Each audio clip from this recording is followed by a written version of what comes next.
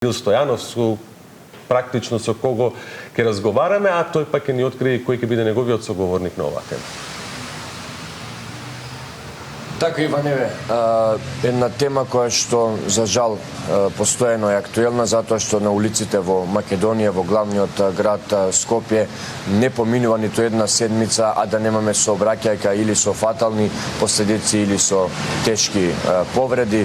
За тоа како да обезбеден сообраќај, кои се оние мерки кои што треба да се преземат, дали можеби поригорозните казни или зачестените контроли ќе допринесат за тоа, ќе зборуваме со Игор Митревски, Издружение за намалување на жртвите во сообраќајот медиум. Игор, еве, за жал постојано апелираме, постојано зборуваме за тоа, но некако бројот на жртви не се намалува, секоја недела имаме тешки сообраќајни несреќи. Како до побезбеден сообраќај во градот Скопје и воопшто во Македонија?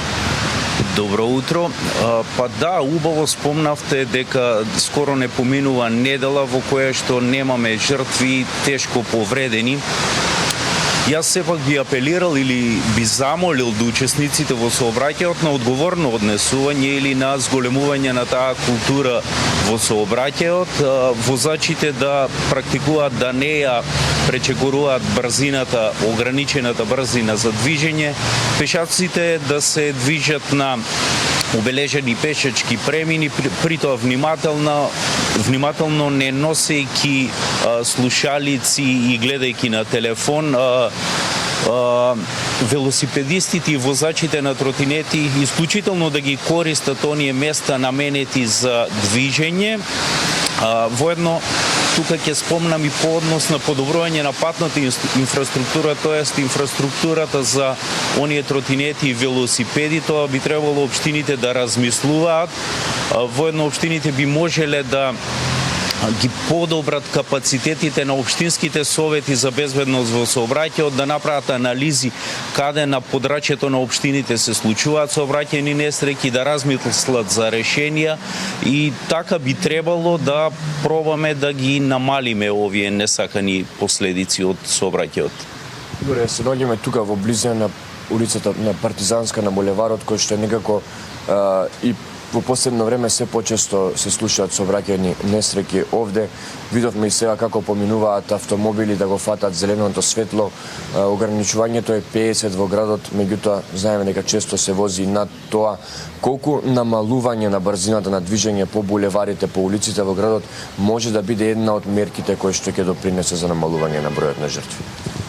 Па да, намалувањето на брзината би можела да помогне во процесите на подобрување на состојбите во сообраќајот, меѓутоа да не заборавиме дека, она што и претходно го спомнав, ние немаме квалитетна инфраструктура, тоест велосипедски и пешачки патеки, ние немаме добар организиран јавен транспорт, за да мислиме да ја коригираме брзината. Брзината на движење на возилата во момент се движи во интервал од 30 кај оние училишта, градинки и така натаму, 40 до 50 во градските средини, мислам дека 130 е најголемото ограничување на автопатиштата и некаде околу 110 беше брзината на оние експресни патишта. И да, убаво рековте, брзината е витален елемент кој влијае на зголемување на жртви во сообраќајот и доколку не би ја намалиле, се надевам дека би го намалили и тој број на жртви во сообраќај.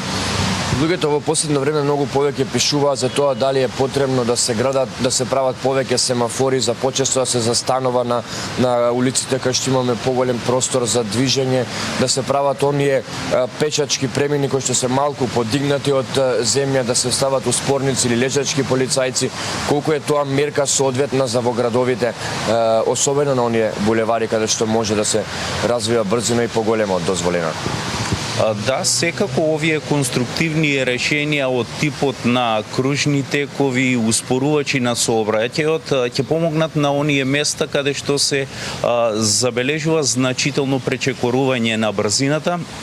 Она што вие го спомнавте за подземниците, мислам дека ние се уште немаме за жал подземен катастер и во случај на изградба на такви подземни сообраќајници за пешаци евентуално би се дошло до некој проблем по однос на инфраструктурата за водовод и канализација.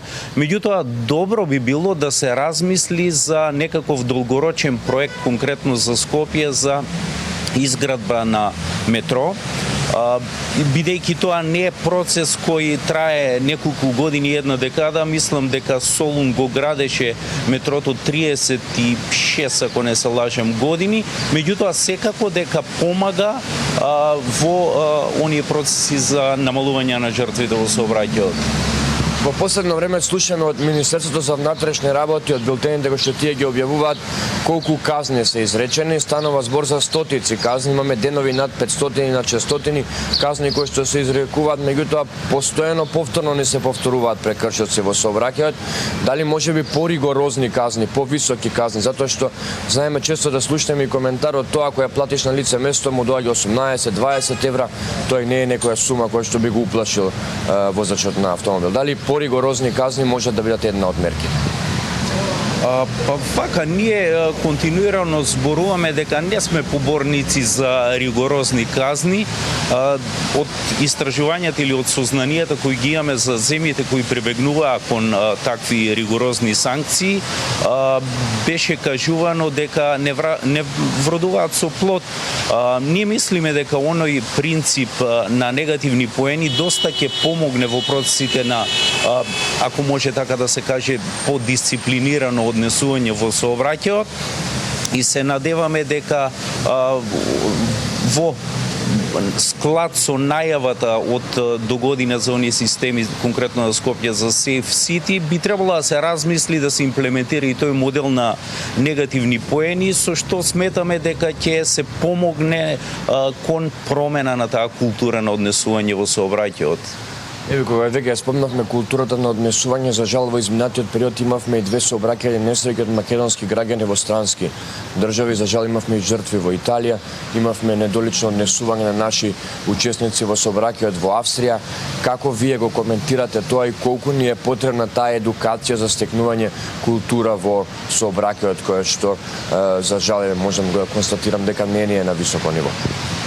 Па да, културата на однесување на сообраќајот би требало да се поправи или да се подобрува. Ги спомнавте примерите, и тоа значи дека сообраќајот не е ограничен со државните граници. Да речеме, ние имаме учесници во сообраќајот кои транзитираат низ Македонија, исто така наши државјани возат во земјите на Западна Европа. И може да се забележат или ги забележавме и ние тие аномални појави конкретно во Австрија, каде што брзината која беше ограничена беше надмината од управувачот со возило од македонско државјанство трикратно, мислам. И во овие случаи мислам дека националните прописи на Австрија дозволуваат на трајна конфискација на возачката дозвола, како и одземање на возилото. Се точно не знам дали на одреден период или се конфискува и возилото трајно, меѓутоа сите тие мерки кои што беа и разгледани при оние активности во собранието за промена на кривичниот законник беа кажани, и се надеваме дека законодавците ќе ги имаат во предвид сите тие работи, доколку некој учесник во сообраќајот направи некој нетолерантен прекршок, да се прибегне кон трајно одземање на возачка дозвола и до конфискација на возилото апсолутно. Еве, кога веќе ги спомнавме возилата, она што исто така мораме да ве прашам како човек кој што ја следи оваа проблематика е какви возила ни се сообраќаат по улиците, дали доволно се посветува внимание на оние технички прегледи, треба ли да се заострат условите и контролите на тоа дали возилата се исправни кои што возат низ улиците во Македонија?